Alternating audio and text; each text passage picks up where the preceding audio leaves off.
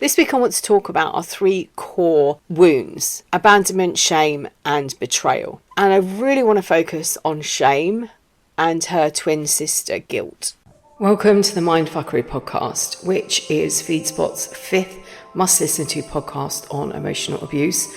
I'm your host Elizabeth, and in here we explore areas others are feared to tread.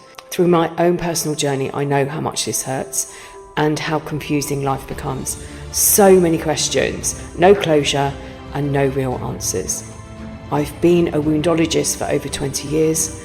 I'm the unintentional author of Finding Lily, the A to Z of emotional abuse and divorce matters. I help you clear past life wounds, ancestral trauma and this life wounding.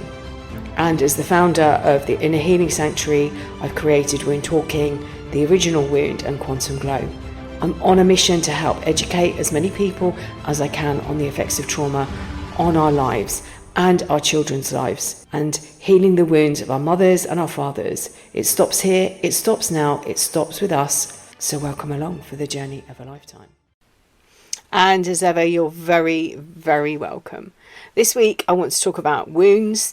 I want to talk about particularly the shame wound and her twin sister, guilt. And I want to talk about boundaries, because when you start to understand and process these wounds, you start to set boundaries. You start to love yourself. You start to see yourself and give yourself compassion. You start to claim back your power. It sounds scary maybe to some, but that's really what we want to do. And I've had some personal revelations about this over the last few weeks. Particularly this week, I was trying to verbalize it with a friend, and I've spoken before about 3 core emotions or 3 core wounds of abandonment, shame and betrayal. Shame and guilt are like twin sisters or twin brothers. They look alike, but they have different personalities. They both a gauge for self-correction, but there's a different brain chemistry going on, which is triggering different reactions within us. So shame arises when we believe we are damaged in some way, whereas guilt arises when we think that we've hurt someone or damaged something. Shame is internal, guilt is external. And the overwhelming emotion of shame can occur without anyone else knowing what we did. It arises when our behaviour conflicts with our conscience, linked to our personal value system. As children, we internalise the critical voices that we heard, which is a big, huge part of what I do. This is what I'm really, really passionate about, because those internal voices can be healed. They can be corrected. You have that chance to reparent with those terms, with those statements that you heard. So as children, we internalize these critical voices. We're sponges. We believe everything that we hear, everything that we see, everything that we experience. And children who experience guilt and shame growing up will continue that pattern into adulthood. And shame and guilt can go hand in hand. When you internalize some of your actions, some of the things that you've done, some of the things that you've said, and because they then affect other people, there's the guilt element as well. Shame eats away at us, our self-esteem and our confidence, and we actually begin to question perhaps sometimes our own sanity. And shame is debilitating.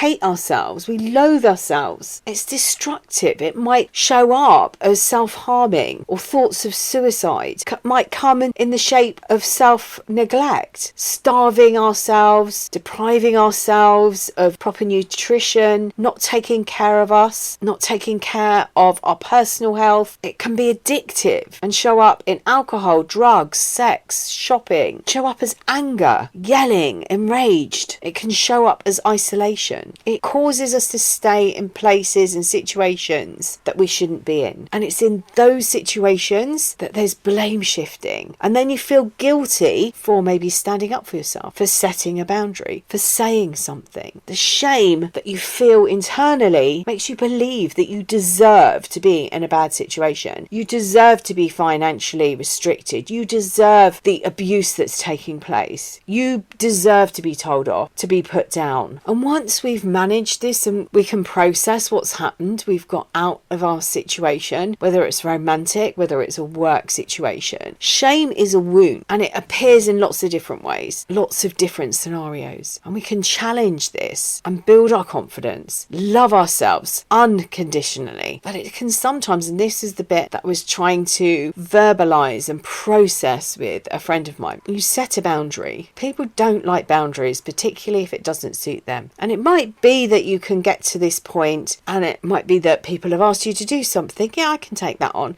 Could you do this? Yeah, I can help you out. Could you help me do this? Yeah, I can help you. Can you help me do this? And you go, actually, no, I can't. I'm actually run out of energy, or whatever it is that you've run out of. And this boundary that they've pushed up against, that you are saying, no, this is as far as I go. They then guilt you. They drag in shame's sister. You've healed shame, but it's linked directly to guilt. They don't question their behaviour, pushing, taking advantage, doing things on their terms, and they turn it around and make you, or try to make you, feel guilty, telling you how this is going to affect them, or the effect of what it is having on their life now. This is manipulation. This is 101 manipulation. You're not doing what I want you to do within my timeline on the terms that I want this. I'm going to tell you how this is affecting me, what it's going to do to me, and I'm going to guilt you into dropping your boundary. Now you've got a choice here. You've got a choice, and it might be that as you're practicing this, because if you think about a baby who learns to walk, it doesn't just get up. Well, some do, but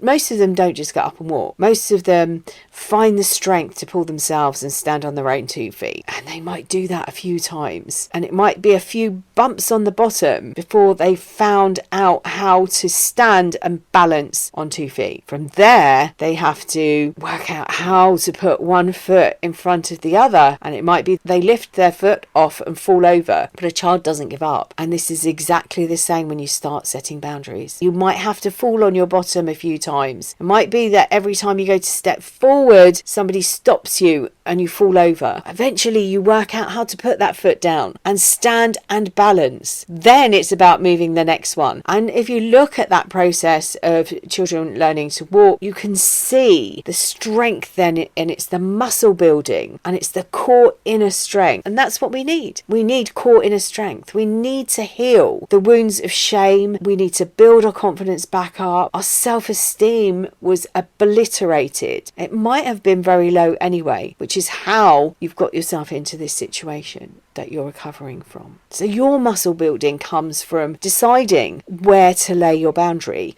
your white picket fence. What does that mean to you? Where is it that you're going to say, no. When you experience these emotions of shame and guilt, even abandonment and betrayal, it's like a chemistry experiment going on inside your body. But you can calm this down by using things like grounding and by breathing. You can help balance or rebalance by listening to the conversations that you're having with yourself. You can listen to some of those statements. You can start to challenge. And this is where the self-esteem comes from. This is where the healing starts. It's in that space. It's knowing and loving and respecting yourself and your energy to say no to people. And then allowing yourself time. Give yourself as much time as you need to process things. It might be that you've set a boundary and someone's pushing at it, knocking at it, trying to bulldoze it over, trying to make you feel guilty. Step back, give yourself that time to process what's actually happening. And this is responding versus reacting. When we react, we run in and try and sort things out, or we react in a way that later we might regret. Responding is processing what's going on. And it might be that someone's accusing you of doing something and yet their bad behaviour is actually shining through. But by allowing yourself that time, you can analyse the way that they are talking to you and behaving, and that gives you the confidence to then come back and challenge what they're saying. This is divorcing emotionally, where you feel nothing, you don't react, you respond. And that is part of boundary setting.